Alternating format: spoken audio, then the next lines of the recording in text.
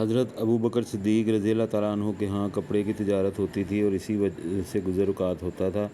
جب خلیفہ بنائے گئے تو حسب معمول صبح کو چند چادریں ہاتھ پر ڈال کر بازار میں فروخت کے لیے تشریف لے چلے۔ راستہ میں حضرت عمر رضی اللہ تعالیٰ عنہ ملے، پوچھا کہاں چلے؟ فرمایا بازار جا رہا ہوں۔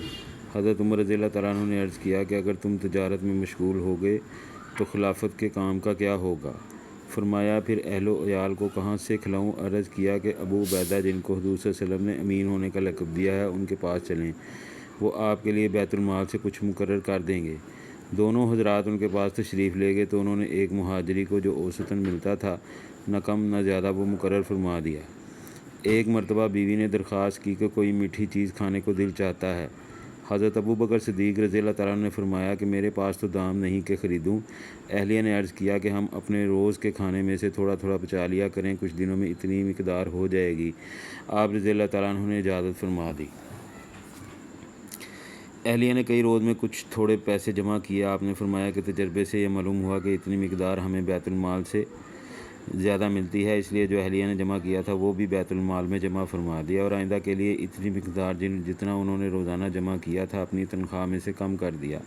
اتنے بڑے خلیفہ اور بادشاہ پہلے سے اپنی تجارت بھی کرتے تھے اور وہ ضروریات کو کافی بھی تھی، جیسا کہ اس اعلان سے معلوم ہوتا ہے جو بخاری میں حضرت عائشہ رضی اللہ تعالیٰ عنہا سے مروی ہے کہ جب حضرت ابو بکر رضی اللہ تعالیٰ عنہ خلیفہ بنائے گئے تو آپ رضی اللہ تعالیٰ عنہ نے فرمایا کہ میری قوم کو یہ بات معلوم ہے کہ میرا پیشہ تجارت میرے اہل و عیال کو ناکافی نہ تھا، لیکن اب خلافت کی وجہ سے مسلمانوں کے کاروبار میں مشغولی ہے، اس لیے بیت المال سے میرے اہل و عیال کا کھانا مقرر ہوگا۔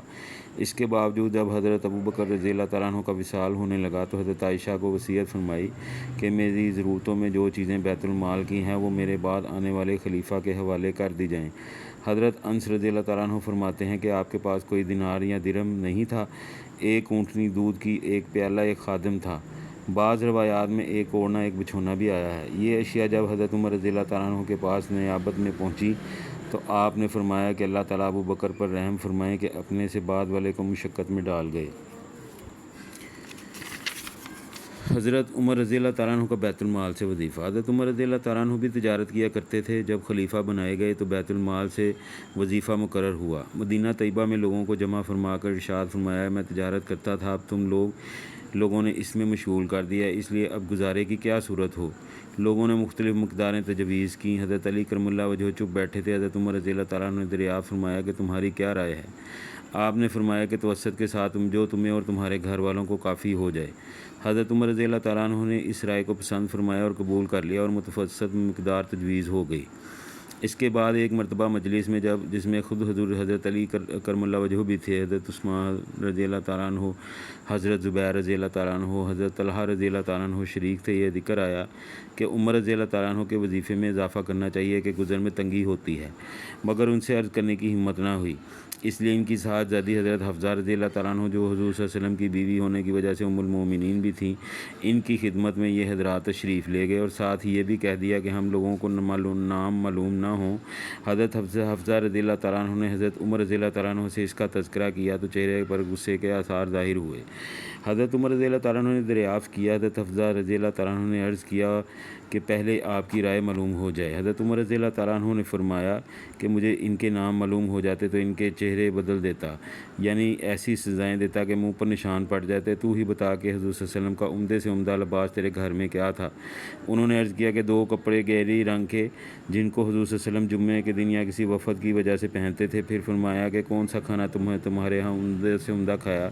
عرض کیا کہ ہمارا کھانا جو کی روٹی تھی، ہم نے گرم گرم روٹی پر گھی کے ڈبے کی تلچھٹ الٹ کر اس کو ایک مرتبہ چپڑ دیا تو حضور صلی اللہ علیہ وسلم خود بھی اس کے مزے لے کر نوش فرما رہے تھے اور دوسروں کو بھی کھلاتے تھے۔ فرمایا بسترا عمدہ ہوتا تھا جو تیرے یہاں بچھاتے تھے۔ عرض کیا ایک موٹا سا کپڑا تھا، گرمی میں اس کو چوڑا کر کے بچھا لیتے اور سردی میں آدھے کو بچھا لیتے اور آدھا کو اوڑھ لیتے۔ فرمایا حفصہ ان لوگوں تک یہ بات پہنچا دے کہ حضور صلی اللہ علیہ وسلم نے اپنے طرز عمل سے ایک اندازہ مقرر فرما دیا اور امید آخرت پر کفایت فرمائی۔ میں نے حضور صلی اللہ علیہ وسلم کا اتباع کروں گا۔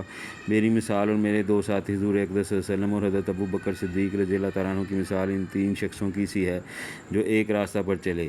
پہلا شخص ایک توشہ لے کر چلا، اور مقصد کو پہنچ گیا، دوسرے نے بھی پہلے کا اتباع کیا، اسی کے طریقے پر چلا، وہ بھی پہلے کے پاس پہنچ گیا، پھر تیسرے شخص نے چلنا شروع کیا، اگر ان دونوں کے طریقے پر چلے گا تو ان کے ساتھ مل جائے گا، اور اگر ان کے طریقے کے خلاف چلے گا تو کبھی بھی ان کے ساتھ نہیں مل سکے گا۔